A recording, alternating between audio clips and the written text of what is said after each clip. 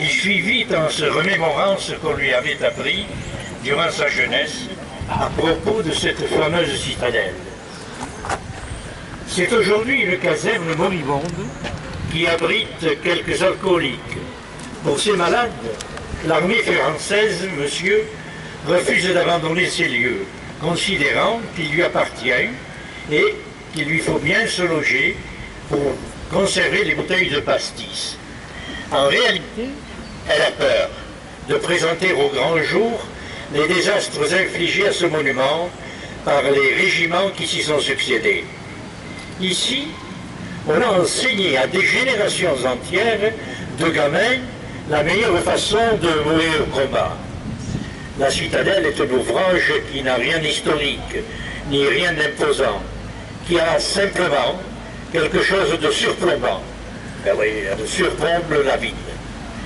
Elle est adossée à une assez jolie maison de maître que l'on ne voit pas si on entre par le côté nord.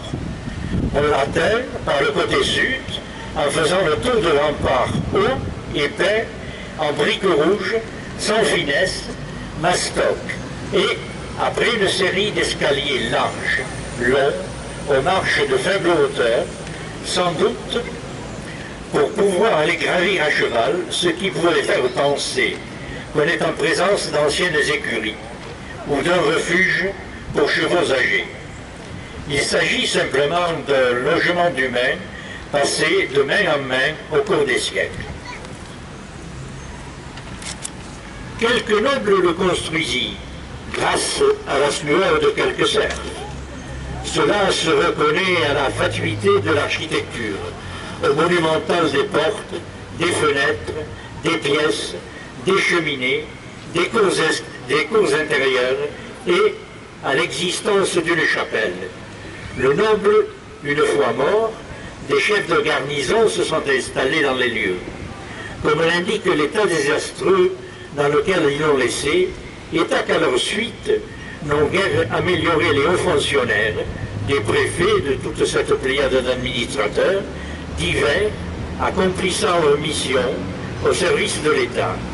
Mission consistant, pour l'essentiel, à rendre définitivement inhabitables les logements qu'ils occupent à titre gratuit.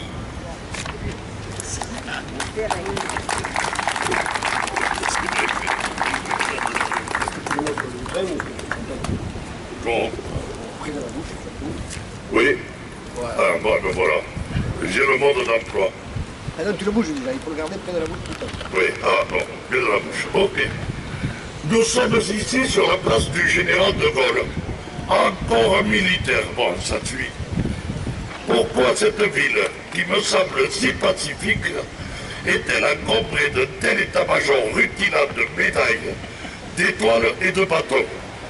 Le siècle des Lumières nous a déjà valu un maréchal Mailly qui monte la garde derrière l'église et, comme l'histoire, féconde en homme de ce genre, nous a régulièrement approvisionnés, de plus modestes occupent ça et là de fort nombreuses positions. Et, comme si cela ne suffisait pas, on a puisé dans la réserve territoriale et non autochtone. On a confié à Foch l'aile gauche de la place de Gaulle, je ne sais pas où est le côté aile gauche. On a confié à Foch l'aile gauche de la place de Gaulle, tandis que d'autres, flés et moulus de la dernière guerre et de ses avatars coloniaux, jouissent à une portée de canon dans les nouveaux quartiers d'une reconnaissance cadastrale et provisoire que guignent déjà, du fond de leur caserne, de jeunes vétérans de la guerre du désert. Mais la résistance s'organise. Le général de Gaulle, qui a pris une place dans l'histoire, n'a pu se rendre maître de celle-là, car elle est restée place de la mairie. Et même si celle-là a levé le camp pour rejoindre des lignes arrières moins exposées ou plus confortables, on ne veut point en démordre, on l'appelle place de l'ancienne mairie.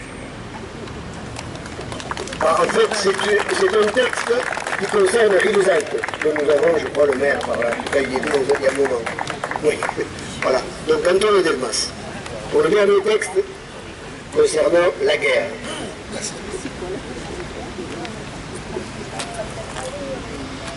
La France avait crevé. Bonjour. La France avait failli crever de la guerre. Elle avait sacrifié sa jeunesse. Elle aurait dû en avoir des embarras gastriques. Elle aurait dû en chier dans sa culotte de tant de pleurs, de tant de douleurs infligées, de tant d'acier à se faire éclater sur la gueule, de tant de destruction, de tant de morts. Elle en demandait.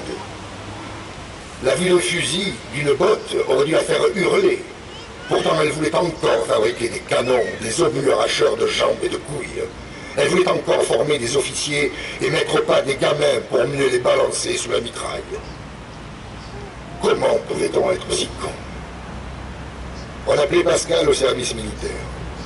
Il fallait préparer d'autres hommes pour la grande bouillabaisse des chefs que l'histoire veut régulièrement servir à sa table. On avait la nostalgie de son fumet.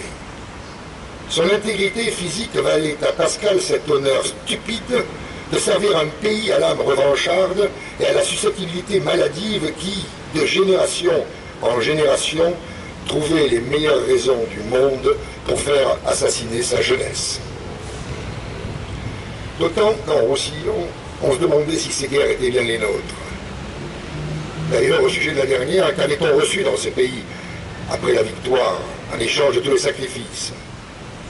Fort de certains appuis, on imagina que Pascal pouvait rejoindre Perpignan et la citadelle, où sans doute attendaient quelques régiments glorieux, refuge d'officiers rompus, digérant leur gloire et le sang versé, en écoutant teinter les médailles qu'un ministre ou un préfet leur accrochait sur le plastron comme des crachats glaireux. Ce fut Metz. Metz, ville douloureuse du militarisme, qu'à peine vidée de ses soldats soudeurs teutons, on garnissait du Gaulois barbare.